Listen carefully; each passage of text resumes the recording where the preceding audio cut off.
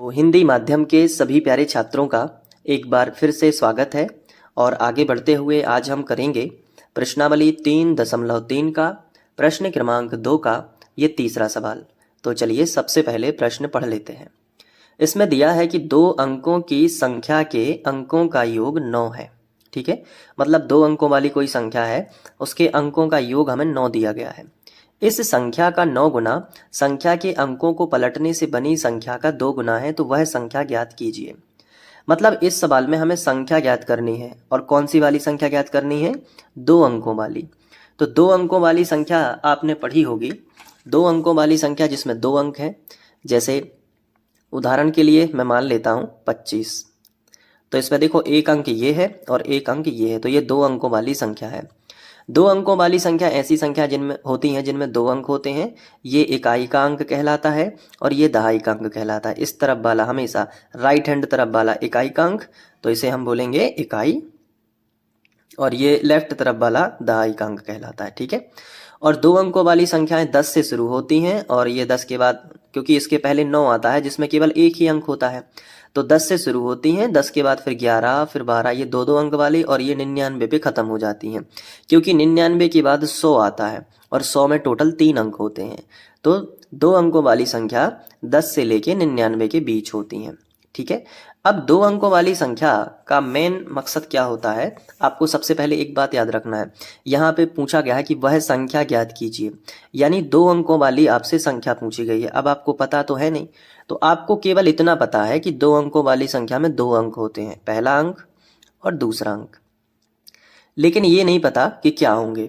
तो आप क्या करोगे, इसमें आप देखो इकाई और दहाई होती है, तो आप क्या करोगे, दहाई का अंक x मान लोगे और इकाई का अंक y मान लोगे। ठीक है, दहाई का अंक क्या मानोगे? x, और इकाई का अंक क्या मानोगे? y। तो यहाँ से लिखना स्टार्ट करो। आप लिखोगे माना, फिर नीचे लिखोगे दहाई का अंक। तो दहाई का अंक आपने क्या माना है? x। ठीक है, और इकाई का अंक, तो इकाई का अंक हमने क्या माना हुआ है? y। ठीक है, तो ये इकाई का अंक आ गया है, दहाई का अंक। तो संख्या क्या, तो संख्या का फॉर्मूला क्या होता है? संख्या का फॉर्मूला मैंने आपको बताया है, और फिर मैं वापस से बता देता हूँ। देखो, संख्या का सूत्र हमेशा याद रखना, 10 गुणित दहाई का अंक, दहाई का अंक प्लस इकाई का अंक। ठीक है, याद हो गया? लिख लो इसको एक जगह। ये संख्या का सूत्र होता है, 2 अंकों वाली संख्या का सूत्र याद रखना, ये अभी यूज होगा। ठीक है, तो दहाई का अंक हमने मान लिया है और इकाई का अंक भी हमने मान लिया है, तो अब संख्या हमें पता चल जाएगी। अब देखो प्रश्नानुसार, अब लिखेंगे प्रश्नानुसार, प्रश्न को पढ़ेंगे। ये लिख लिया। प्रश्न में लिखा है कि 2 अंकों की संख्या के अंकों का योग 9 है। तो अंक तो x और y है ना। तो पहली शर्त यहां से लेके यहां तक हमें दी गई है कि 2 अंकों की संख्या के अंकों का योग 9 है। तो लिखेंगे फर्स्ट शर्त से, ये लिख लिया फर्स्ट शर्त से। अब क्या है, 2 अंकों की संख्या के अंकों का योग 9 है। 2 अंकों की संख्या के अंक कौन कौन से हैं? इकाई और दहाई, यानी इन दोनों का योग 9 है।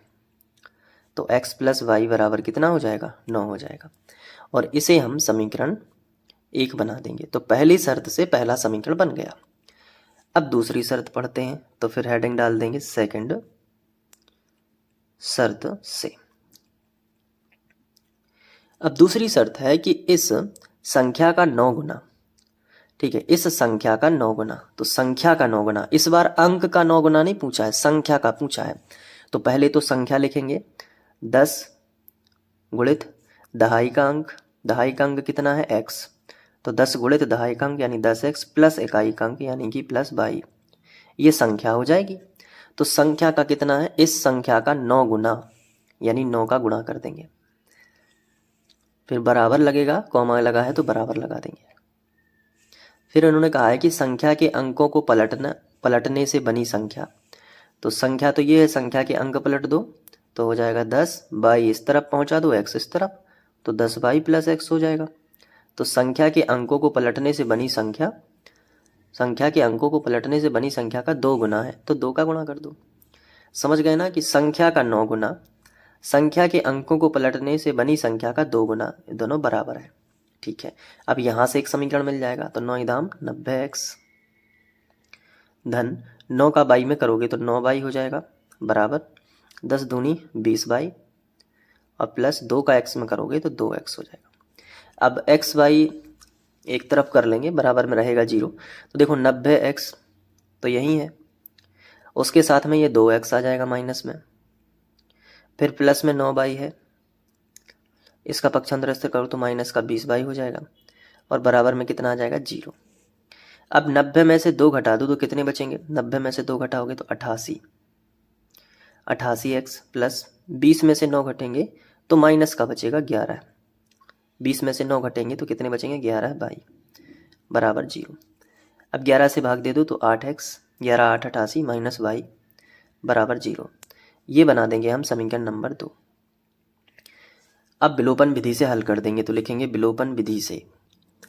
तो विलोपन विधि से हमने लिखा, अब दोनों समीकरणों को एक साथ लिख लेते हैं। तो पहला समीकरण है x प्लस बाई बराबर 9, ये पहला समीकरण है, और दूसरा समीकरण है 8x माइनस वाई बराबर 0, ये दूसरा समीकरण है। अब विलोपन विधि में हम क्या करते हैं, गुणांकों को समान करते हैं।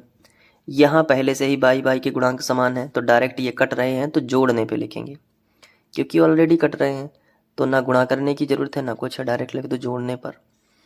ठीक है, जोड़ेंगे तो 8x और 1x हो जाएंगे 9x, प्लस का बाई और माइनस का बाई कट जाएगा, तो बराबर में कितना आएगा 9 प्लस 0 तो 9 ही आएगा। अब ये गुणा में जो 9 है वो बटे में आएंगे, तो x बराबर हो जाएगा 9 बटे 9, कट जाएंगे तो कितना आएगा 1, यानी कि जो x का मान है वो आ जाएगा 1। अब x का मान समीकरण 1 में रख देंगे यहाँ पे, तो x का मान विलोपन विधि में यही होता है कि जो x का मान होता है वो कहाँ रखते हैं, समीकरण 1 में, इसका मान समीकरण 1 में। तो ये देखो x की जगह पे 1 रख देंगे, तो 1 प्लस बाई बराबर 9, 1 का कर देंगे पक्षांतर, तो बाई बराबर 9 माइनस 1, तो बाई बराबर हो जाएगा 8, तो बाई का 8 आ गया x। तो इसका मतलब दहाई का अंक 1 है और इकाई का अंक बाई का मान है 8। तो यहाँ लिख लेते हैं, अतः दहाई का अंक x माना था ना हमने, तो लिखेंगे अतः दहाई का अंक कितना है बताओ 1, और इकाई का अंक कितना है 8 है। तो संख्या क्या हो जाएगी, तो संख्या का फॉर्मूला लगा दो, संख्या बराबर होगी 10 गुणित दहाई का अंक जो कि 1 है प्लस इकाई का अंक जो कि 8 है। तो यहाँ गुणा होगा पहले 10 एकम 10 और प्लस 8, 10 और 8 18, तो अभीष्ट संख्या होगी 18। क्लियर है, तो इस तरीके से आपको नोट कर लेना है।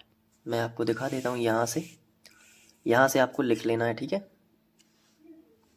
ये इसके बाद यहाँ पे, फिर इसके बाद यहाँ, फिर ये। ठीक है, तो अच्छे से प्रैक्टिस कर लेना एक बार और, फिर ये बनने लगेगा। मिलते हैं नेक्स्ट सवाल में। Thank you.